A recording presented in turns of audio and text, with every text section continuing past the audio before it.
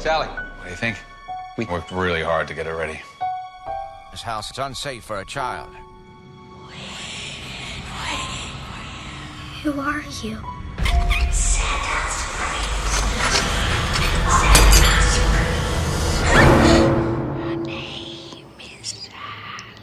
I don't like it here. You just had a nightmare. I'll be right here.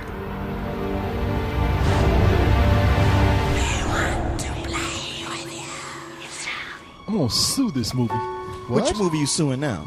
This one right here for false advertising. Because you woke my eyes up to this. They talking about don't be afraid of the dark. This movie told me to be very afraid of the dark. Clearly, this movie was titled by the monsters in the film. Yeah, no, you know, afraid of the dark. Is that why the movie was whispering to me before I went in? Don't be afraid of the dark. Come on in, man. This shit ain't scary. It's good. It's good. Oh, you gonna be all right. It's gonna be a kid's film. I think the characters in this movie must have taken that to heart because somehow they built they restored a house without putting any light fixtures within this goddamn structure. I'm like, really? Seriously, you guys? No light switches? You know that like man craves light, like in Alaska where they have night for days. People start committing suicide. You get a new house, the first thing you want to do is light that shit up. Not Guy Pearce. Nope. Those people are a bunch of pussies. If I had a cool, big old gothic place like that with built-in mysteries and like you find a secret place with creepy stuff in it, I'd keep the lights off all the time. That's just me, though. That's me. Okay, That's how I am. I believe you, but that is just you. Yeah, I know.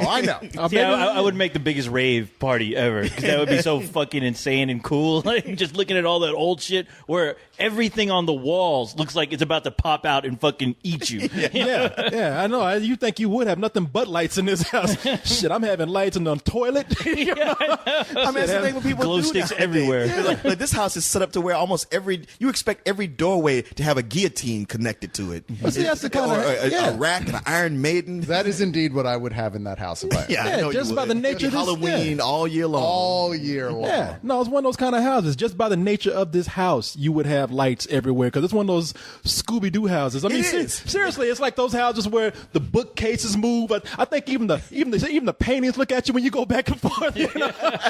Maybe the monsters in this movie made the blueprints. It's like, no, we don't need lights right here. We don't like this. The reason why, I guess it's called "Don't Be Afraid of the Dark" because the monsters in this movie are.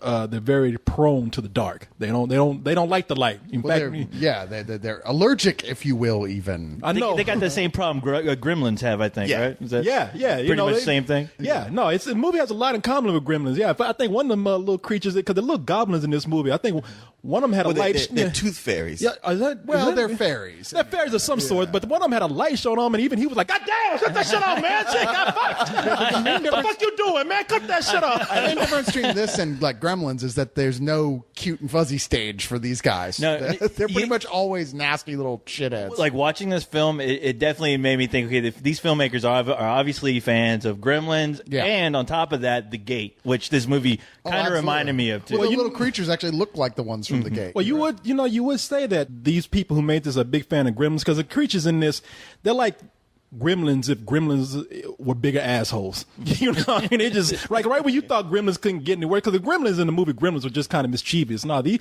motherfuckers, they like to carry knives and try to cut people and try to trip people on the stairs. Carjacking and all kinds of crazy. Yeah, shit, just stealing people's wallets and shit. You know what I mean? There's but this was I was telling you this when we were coming out the theater. This was, and I didn't know this until I started reading up on this, because the trailer for this I thought was pretty badass. And I was like, I want to read up on this movie, see what we get into it, especially with Guillermo del Toro producing. And come to find out that this was actually a television movie back in 1973. Yeah, the movie that scared him as a kid. This movie scared the shit out of me. I've got to remake it. So he remade it, and you can watch it on YouTube. If you can't watch the whole thing, you can watch most of it, because that's what I did. Yeah, because I remember you told me, I didn't know what the hell you were talking about, but I remember seeing at the beginning of the credits said teleplay, and I was like, teleplay? Yeah, that's why, because it was a TV movie. And when I was watching it on YouTube, I was like, it makes me wonder if maybe Gremlins was influenced just a little bit by this TV movie. Probably. Because if you watch, the special effects are, they way improved, but like back then, those Gremlins look like a cross between Gizmo and the evil Gremlins. So you saw the original teleplay? Yeah, you can watch it on YouTube. But you did, is what I'm saying. You watched it. Yes. Okay, that's what I was asking. Okay, yeah, because these creatures now, they look like what if rats evolved into just little shriveled up old men? Yeah. Well, the thing is, like we were saying, like if you've seen The Gate, I mean, They look just they like look just those like the things. creatures from The Gate, which also involved kids fighting off demons, you know, from And was from that hell. period. Was Oh, yeah? would have been the time when Guillermo del Toro was watching these type of films. But, a little bit later than that. Yeah, But, because this is definitely his.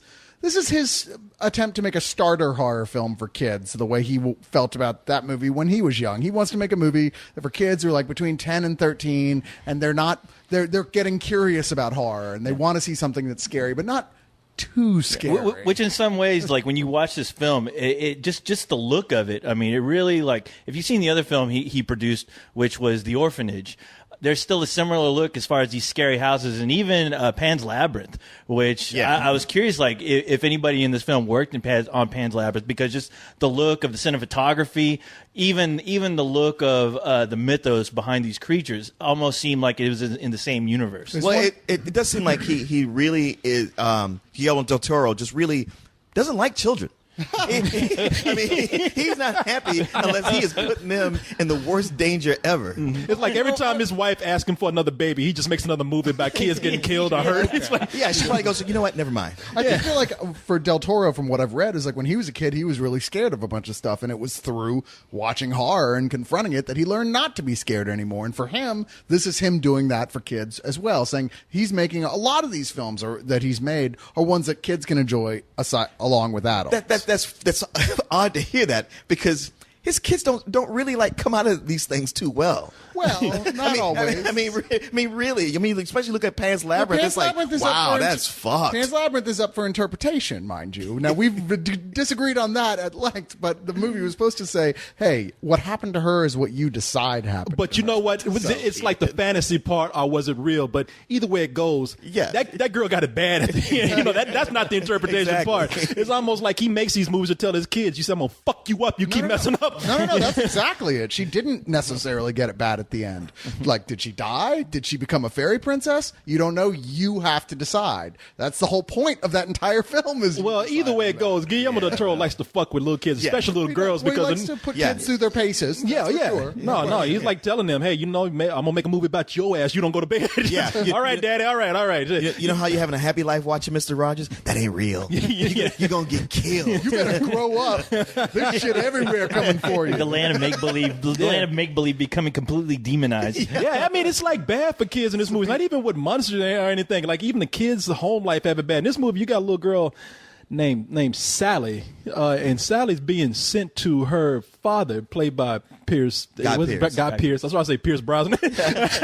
He should have been James Bond. No, Guy Pierce, is a father, and he's telling her, like, hey, yeah, you know, I got this hot new wife right here. You know, I got this cool ass house. What you mean life ain't gonna be good with me? And his wife is played by Katie Holmes, and he's like, look, Mama already told me about you. You materialistic, and you just got yourself a young chippy on the side right here. I don't want to stay in this house. Plus, this house is fucking scary. Okay, I wandered all around here. You got like all kind of. Now, to be fair, she comes in as a little suicidal goth suicide girl herself. Yeah, And she's trained on in- psychological medicine. But right you know, from you the begin to get-go. realize, like, man, you know, neither one of these parents really. I mean, they say they do, and they probably think they do, but they don't give a shit about this girl.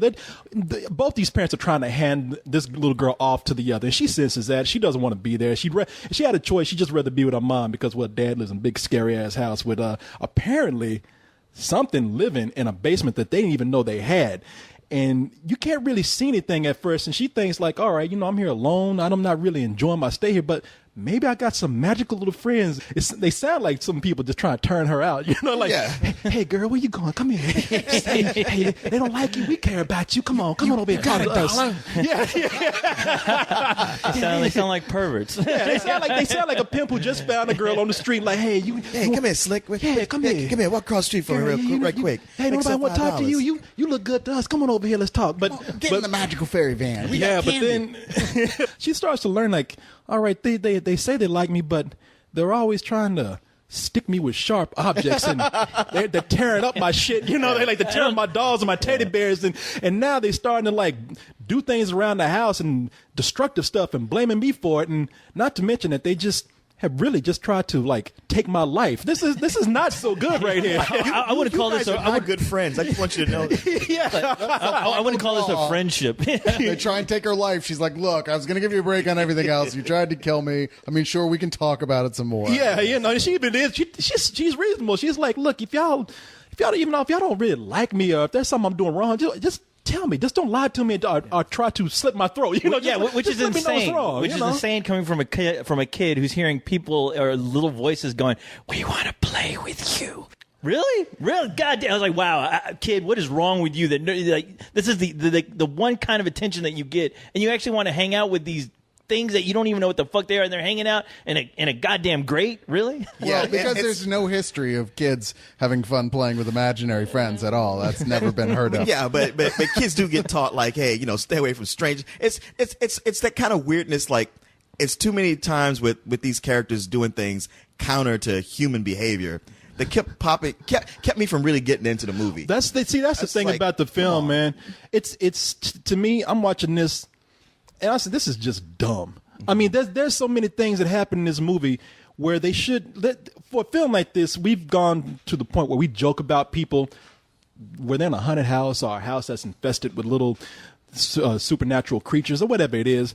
You know, we've gone to the point joking around, like, once you hear stuff like that, once something happens that's crazy, especially in a big spooky ass house like this, just get out. I mean, and you just know better as an audience watching it. And the thing is that the audience is going to react in the opposite way of in the way that you're hoping that they react. Because I'm like, come on, kid, didn't you fucking see it? I mean, when somebody says they all float down here, yeah, stay away from that fucking hole in the ground. Well, no, all to right? be fair, the kid pretty early in the film decides that these things are not good and she wants to get out of there. But A, she's on heavy psychological medicine, Adderall, which can even cause hallucinations. Sure. Okay. And two, they know she's really screwed up and she desperately wants to leave and go back home before any of this shit even goes up. And three, what adult was going to believe her? They haven't seen shit till the very end of the movie. They have no reason to believe her. None. No one would. Well, I could go with you there because I was trying to give it like all that leeway in the world, but there's a point where it's like, okay, whether she's actually seeing something or not, her behavior is so far off the charts. Comes down to like, we can't even like do this thing we got to do because this problem is so big. No, they should have with her. done something like more serious with like, okay, she needs to go to a special doctor's place or something. Yeah. Because obviously she's nonstop screeching and cutting shit up. Well, and, the But thing they do is- bring that to the attention of the film. I mean, that Yeah. is in the film. It but is dealt with. It's not as far as it doesn't go in the point where you imagine it should go. Where the parents should be taking this like really serious, because when you start seeing the parents just kind of like, you know, look at her and go, okay, yeah, that's great, kid.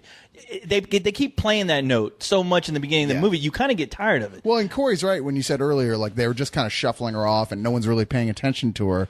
You know, I mean, yeah, that's the real issue here. That's why it's believable, because they just want her to shut up and be quiet and leave them alone so they can do with this other stuff. He's really obviously like he loves his daughter, but at the same time, she's a major inconvenience at this particular point. well, they of do his try to life. make it clear why Guy Pearce, his character, wants to like. Why he's hesitant to leave. I mean, he has his career and his life invested in Well, this that's what I'm house. saying, yeah. And I totally understand that. But there comes a point in the movie, I won't go into details, but there's an accident that happens. And I'm like, that's a hell of a fucking accident for anybody to ignore and just say, Yeah, oh, that's strange, you know? And at that point, they should say, okay, obviously this girl sees something. Either there's a homeless hobo living downstairs that's attacking people or something, but we got to get out of this place. And then later on in the movie, they are told by somebody of a very credible source, get that girl out the house. And, you know, the father's just kind of like, well, but we have guests coming over tonight, you know, and it's like, fuck, man. And when they find out that information, when the guy says, get that girl out the house, that's told to Katie Holmes.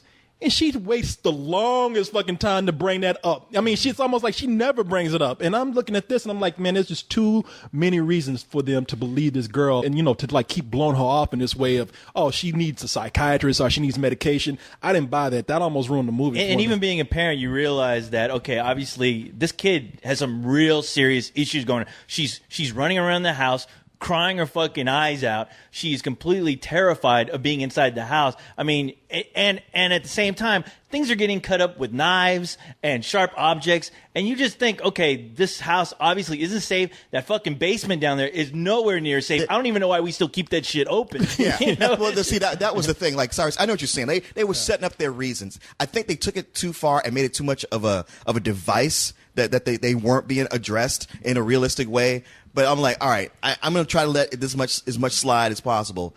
But the fact that they didn't completely board up the basement, I'm like, that I can't buy it. That's the where whole you point lose of the me. movie, I And think. there's so many times where the child is screaming her lungs out, and they hear it, but they're like, oh.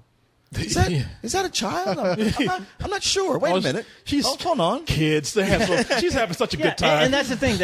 I think that's what the movie was gearing you towards, is that, okay, just to let everybody know, parents, they will never get it. Parents will never understand what is going on in the real world because they're too busy with their own lives, completely ignoring their children. That was the whole premise of this film. Is like, hey, parents don't pay attention to their kids, and look what happened. Or as Guillermo del Toro would have it, as he whispers to the children of the world, your parents will never understand the things that are trying to eat you. Well, I understand you, kid. I am telling your Get story. in the van. Yeah, I am telling your Well, you story. know what? I could see that the movie's about. It is about the loneliness of a child. The usual. Of course they don't believe me because they think I'm out my goddamn mind. Nobody believes me. Sally, I trust you. And you can tell me anything at all.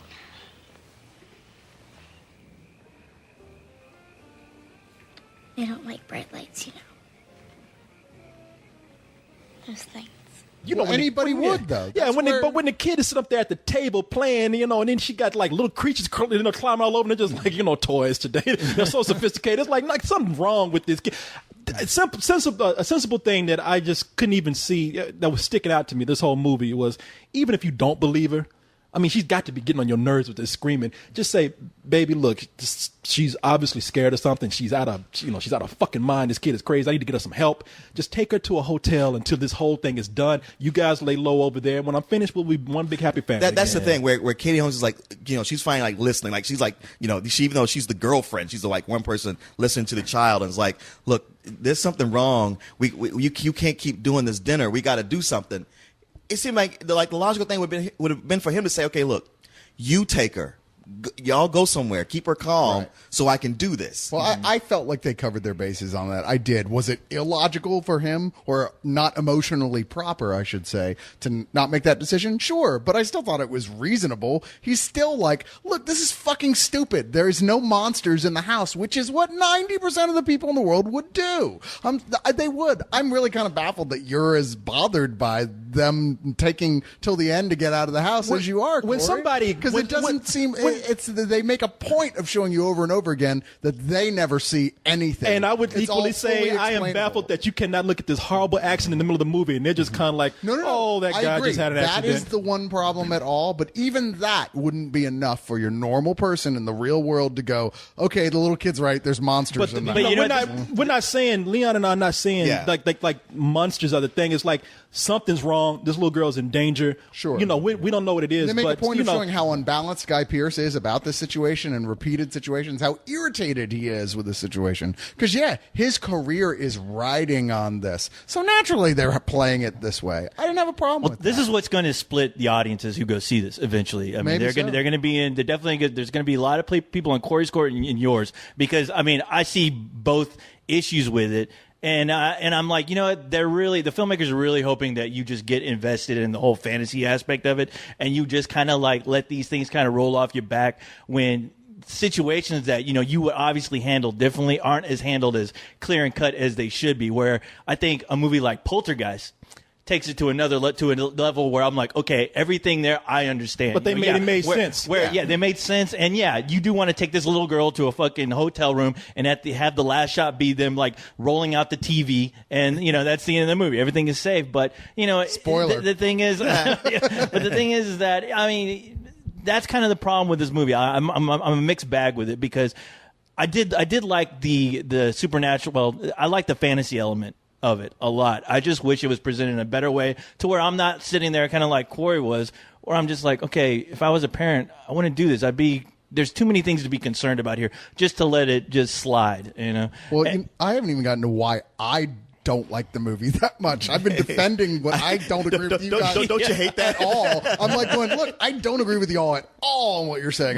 I'm sorry. I think you're totally wrong. But that being said, Surprise. there's a lot wrong with this. Okay, film. good. Because I was like, do I have to cover everything else that's These wrong with this movie? characters are really flat. Yep. Both Katie Holmes and Guy Pearce, they're just not interesting. They're cardboard. They're totally cardboard, and they're only there to fill out the plot. The only real actor in this film is the little girl, and the camera knows it. It treats. I'm surprised they even bothered to fix the focus on Guy Pearce and Katie Holmes at points. The other problem is that even though you've got this neat situation, okay, so they're going, oh, it's the Fae, it's the Cid, this is the classic idea of fairies, which are really dangerous little fuckers. There's lots of imagery that's familiar, like the ring of mushrooms, and anybody who's like a classicist with that sort of mythology will go, oh, I get that. And yet they totally ignore stuff like, okay, like the big thing for fairies is they can't touch iron or metal. It like kills them like that. But the film's like, well, that's inconvenient for what we need to do. Yeah, they even though touch we metal brought all all over this the other place in stuff, this so movie. we'll just ignore that. They don't really do anything interesting with this mythology background that they start with, because you're like, wow, what are they going to do with this? And then it's just another Gremlins movie. Well, so Cyrus, I'll go even further. I mean, besides the characters being flat and cardboard, so there's no emotional resonance, which is why all these things with them not acting human just stand out. It's like, okay, I wanted to care, but you're not letting me do it. I think the movie moves at a really slow pace.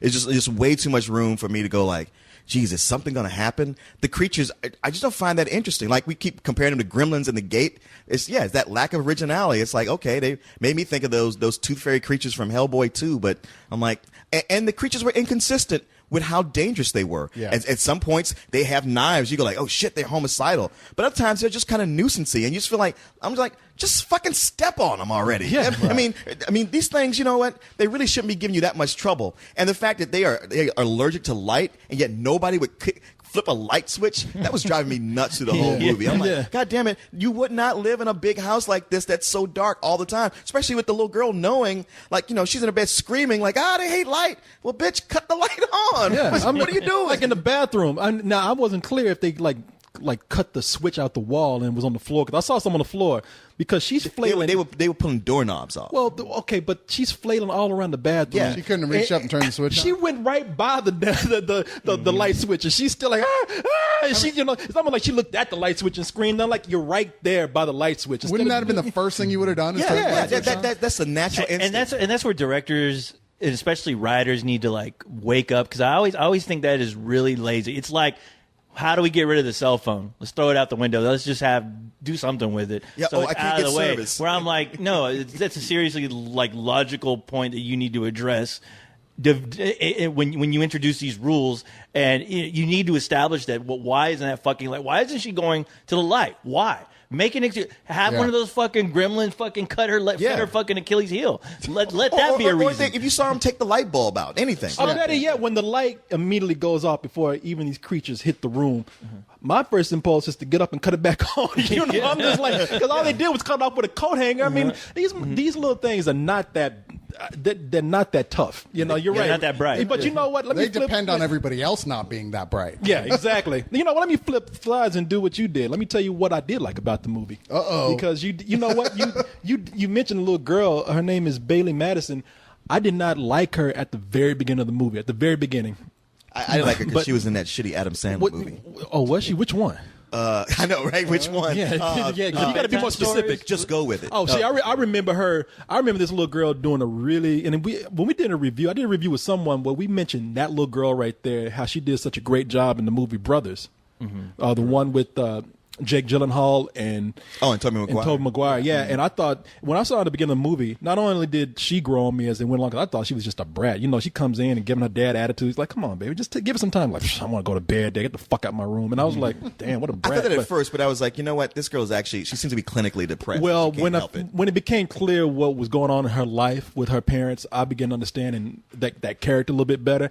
And I thought the little girl, the more that she had to do in the movie, I thought like she was a great actress too. So I really enjoyed her in the film. She did a thought good job. She yeah. translated well that curiosity of a child at first. That and getting that thing, because I would have been the same way as a kid that age. Like, wow, this house is awesome. Look at this cool shit we found. Yeah. I got to know what's going on in here. And the moment it turns bad, going, holy shit, I fucked up. You know, I have to say that the actress kind of reminded me of the actress who was in Poltergeist, the girl who played Carol. I know Ann, she was like a brunette Carol Ann Yeah, I was with like, those wow, if they bangs ever and those- remake those fat yeah, cheeks. if they ever remake Poltergeist, if they decide to do it tomorrow, that's the girl to get, because she goes through the emotions. I mean, just when she tears up, you really feel bad for her, because she's like, you're like, wow, this seems like there's some really psychological crazy shit going on because of your parents, and that's what I like, that they kind of slowly revealed that through the movie. But Yeah. I was with you. I didn't like her at first because I'm like, this kid just seems like a spoiled brat. Yeah. But once you understood her going through her issues with it, when she was it going really through built all that character up. Yeah. when she was going through all that stuff, it was just kind of like, yeah, I get this girl. And like I said, I agree with you. She's like like the goth version of that chicken poltergeist, with black hair and everything. In fact, if she had just stayed there a little bit longer, she would have fit right into the house and would have been Easily. like, oh, this is part of the whole scene. This is cool. But and then I like the ending of the movie. Like, I don't like the creatures, but there's a point where they attack in numbers, and it makes sense right there. And I was like, all right, I can buy this right here. I wish I had seen more of this throughout the movie. One thing I thought that's always good in Del Toro's films, even the ones I really don't like I don't really like the Hellboy movies. I don't hate them, but I don't like them either. Yeah, I'm with is you that there. he's great at sets. He's great at building these elaborate, super atmospheric, creepy sets. And this is another one of those where I'm like, wow, the actual setting is the best character in the film. This house is really neat. There's all sorts of neat like paintings and design and stuff going on. I'm like, wow, how come you couldn't make the monsters more creative when the house itself would Yeah. just be like a wonderland for a horror fan? Yeah, there's some you know? great shots in this movie where it's like, man, I'm always expecting in some of Del Toro's films to be like Hammer Films productions, because Right. that's some of these sets, the way that he has them look, where it looks like they came out of like a horror storybook or something. Yeah. To where I'm like, wow, who, I don't know who it is that they get to do the cinematography and just the designs of these houses, but he really puts you in that whole atmosphere. Well, again, don't forget you're waiting for a creepy story to happen. Yeah, don't forget, this wasn't directed by him, though. Right. This No, is- it's not. No. Yeah, I wonder how did much write it. was that. He did write it. Oh yeah, and it makes me wonder how much if he's like somebody like Spielberg who just has his hands so deep into it. Yes, and get this shot right. You know what? Move out of the way. I do it. I do Well, it. like I said, there's so much of it that kind of reminded me of Pan's Labyrinth. I'm Yeah. sure he had notes. I'm sure even some of these character designs probably came from sketches he did. Yeah, I mean, if you look at Pan's Labyrinth, The Orphanage, any movie that he had kind of had his hand in, they kind of seem to follow the same kind of visual theme, whether it be coincidental or not. A guy named Troy Nixie directed this. I don't think he's done anything else outside of this. So. I think he's probably Del Toro's pool boy.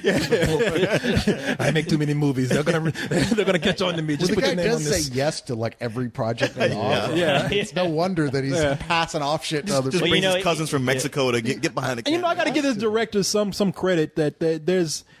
I can understand. I agree with you completely, man. This movie is just slow. That's the main reason why I recognize a lot of the things that I thought were just done with the plot, because the movie just moves so slow. And I can understand why. I mean, he's trying to build up tension, and I think it worked in a couple of scenes. There's a scene that's actually pretty funny, and they show a good amount of restraint. The scene at the dinner table with the little girl being attacked by the creature, that could have been extremely goofy, but I can they tell cut you back. see, that was one of those scenes. There's a lot of places in this movie that are humorous that I don't think were intentional, and that was one once again where all these creatures are running around. They're doing a lot of shit, and there's a whole room full of adults, and I'm like, and nobody sees nothing. And I understand that's the point of the film, but it just gets kind of like, come on, guys, nobody sees anything. Nobody knows nothing. There's about 12 of these things running around doing shit, and nobody sees. anything. In fact, there's parts of the movie where I don't want to spoil anything, but there's evidence left behind of these creatures, and nobody saw it. Yeah. I'm always waiting for that one dumb guy who's working on the house to go, man, you got a serious rat problem here. All right? Exactly. And if nothing else, that. Towards the end, he gets too carried away. He pushes it too far when it should be at that moment, like at the Amityville Horror, when they were like, let's get the fuck out of the house. Yeah. No, I'm not going back in for the dog. Yeah, I mean, I don't want to come out and call it straight up stupid, but it's just too simple and doesn't do enough. And then there's the edge of silliness that keeps popping in and out. And also something that I've just didn't care for was the fact that the most gruesome part is at the very beginning. That's the creepiest part, the most gruesome part, and doesn't tie in back into the movie all that much. I mean, it gives you some history, but that history doesn't really even play a big part in the rest of it.